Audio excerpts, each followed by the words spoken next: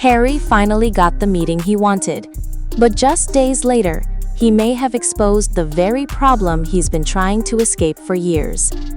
For months, headlines focused on lawsuits, security battles, and growing distance inside the royal family. Then suddenly, everything changed.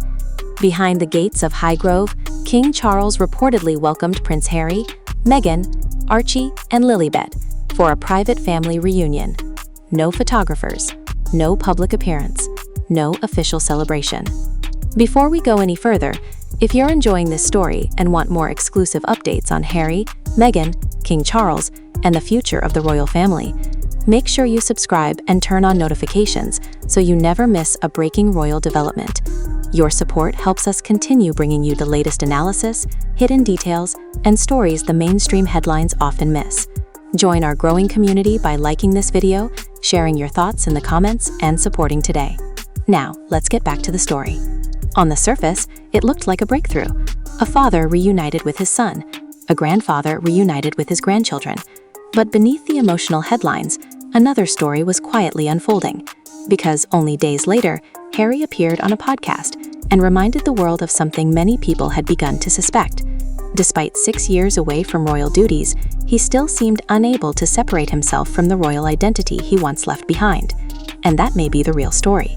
The meeting itself was surrounded by extraordinary secrecy. Reports suggest Meghan, Archie, and Lilibet arrived in Britain without attracting major public attention. Vehicles entered Highgrove among other traffic, making it difficult for photographers to identify who was inside. For the first time in years, King Charles was reportedly able to spend private time with his California-based grandchildren. Given the king's ongoing health challenges, many observers viewed the reunion as a deeply personal moment rather than a political one. But Buckingham Palace appeared determined to keep strict control of the situation.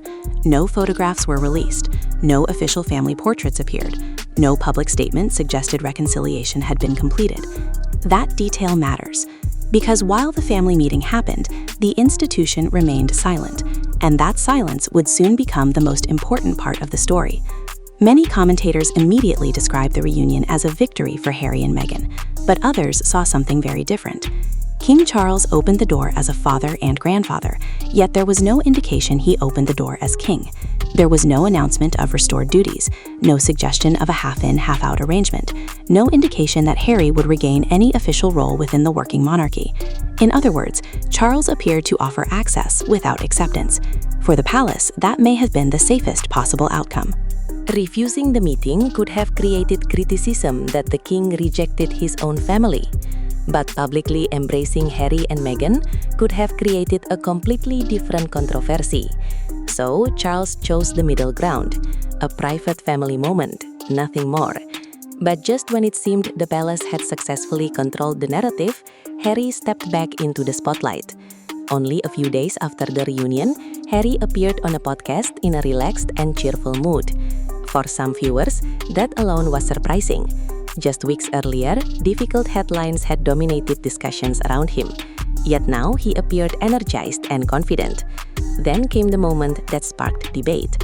When discussing who he was, Harry referred to himself using the titles Prince and Duke. It was a small moment, just a few words, but those words reignited a much larger conversation. After all, Harry spent years building a new life outside the monarchy. He moved continents, he launched media projects, he signed major commercial deals, he repeatedly emphasized independence. Yet when asked to describe himself, he still reached first for royal identity. For critics, that raised an uncomfortable question. If independence was the goal, why does the royal label remain so central? And that question only grew louder after another answer Harry gave during the interview. During the conversation, Harry described himself primarily as a full-time father. There is nothing unusual about being proud of parenthood. Most people would respect that answer, but public reaction focused on something else. Many observers noticed what wasn't mentioned. There was no emphasis on executive leadership, no discussion of a permanent business role, no reference to a specific profession. Instead, the answer centered on personal identity rather than career identity. That immediately fueled debate across social media and royal commentary circles. Some defended Harry, arguing that family should come first.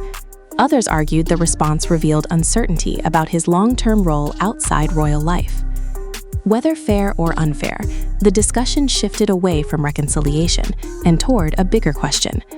Who exactly is Prince Harry in 2026? Not as a royal, not as a headline, but as an individual. And that question leads directly to the biggest contradiction in the entire Sussex story. Harry and Meghan left royal duties, seeking greater freedom, privacy, and control over their future. They built a life in California. They launched projects. They signed high-profile agreements. They pursued opportunities unavailable inside the monarchy. Yet years later, some of their biggest global headlines still come from one thing: their connection to the royal family. The Highgrove reunion dominated international coverage. The possibility of reconciliation generated enormous attention.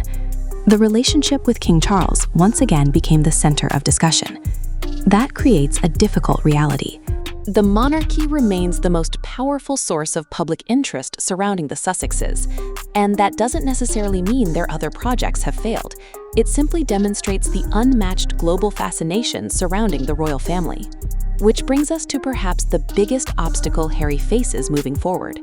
Because even if Charles is willing to keep a family relationship alive, another royal figure may view the situation very differently, and his name is Prince William. Throughout the reunion reports, one absence stood out above all others: Prince William. There were no reports of a meeting between the brothers, no signs of a breakthrough, no public gestures suggesting repaired trust. And that matters because William represents the future of the monarchy. Charles may act as a father. William must think as a future king. Those are not always the same thing. Many royal observers believe William remains deeply cautious after years of public interviews, documentaries, and personal disclosures. Whether that changes in the future remains unknown. But as things stand today, the path to genuine reconciliation appears far more complicated than one private family visit, because trust cannot be restored in a single afternoon. And that may be the ultimate lesson from Highgrove. The reunion was not a comeback. It was not a restoration. It was not a royal reset. It was a test. A test of trust, a test of patience, a test of whether family connections can survive years of public conflict. King Charles opened the door. Harry walked through it. But what happens next will determine whether that door remains open or closes once again. And that story is only just beginning.